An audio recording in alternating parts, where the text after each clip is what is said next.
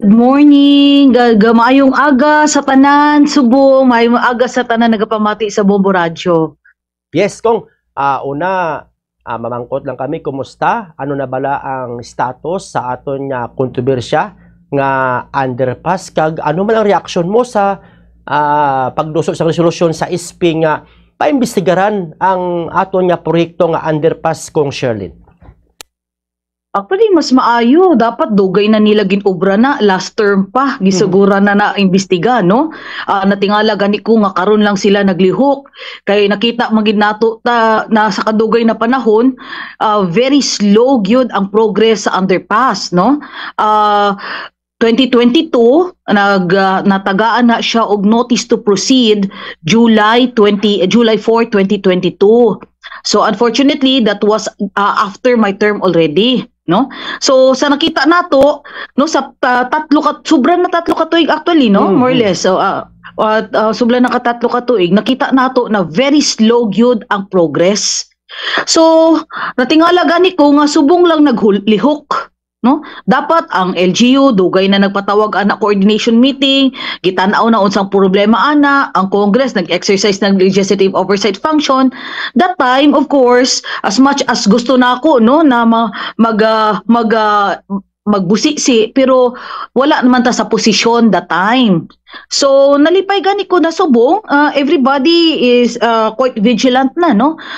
Kaga sa subong na nagahitabo ni nga kaliwa kanan ng mga investigations, medyo ma-fast track, no? Kaga mas maayo pod para makorek ang mga mali nga sistema, no, nga nakita nato nagabuhat naginabuhat kaga nagkakaroon epekto, no, sa infrastructure dili lang sa Jensen but sa tibuok Pilipinas, no? Although I should say dili naman tanan, no? There are projects na nakita nato na really problematic. So that's why ako pagbalik nako, pag-assume nako sa office, no?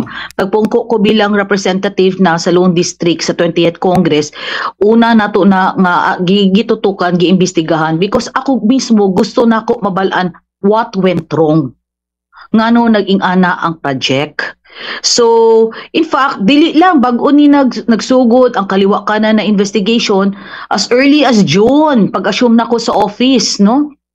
Day one na nag-assume ta, we conducted several ocular inspections, several consultation meetings, and several na series sa investigation, no? Because sama sa ako na ba, gusto ko mabalaan unsa gyud ang nahitabo.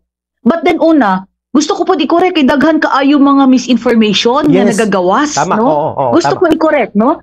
Labi na dito sa mga statement ni Senator Tulfo, no? Una, na ginasulti na dili naman daw traffic ang area, no? Tapos ngano gibutangan og underpass. Tapos ikaduha, na murag nabutang ang project, murag ang dating na para magkakwarta. So una, ako na siyang iklaro, tapos ako ang halos na identify na proponent. So ako na iklaro, no? Kita tanan na taga General Santos, nasayod magyud ta, na congested gyud ang area dira tanan, no? Kung may naman nagasulti nga dili na congested, I don't know kung taga-asa to. Basi mga trolls lang to, no? Because kabalutan na dira gyud pasulod, this is different barangays, thickly populated na barangays, and even again po na may thoroughfare po na sa mga neighboring na municipalities naton and provinces, no? In fact, ang proponent pod, no, dili lang pod ako, no, while of course parta na nag-advocate gyud ana, but the original proponent ana is really the city of General Santos. Sa bagid ang proponent as early as 2015, there were series of resolutions na calling DPWH and other agencies, no, na papatukuran dira, no, o maka-allocate og budget o patukuran dira that time underpass or overpass. Kay because dili pa klaron sa bagyod ang dapat, no.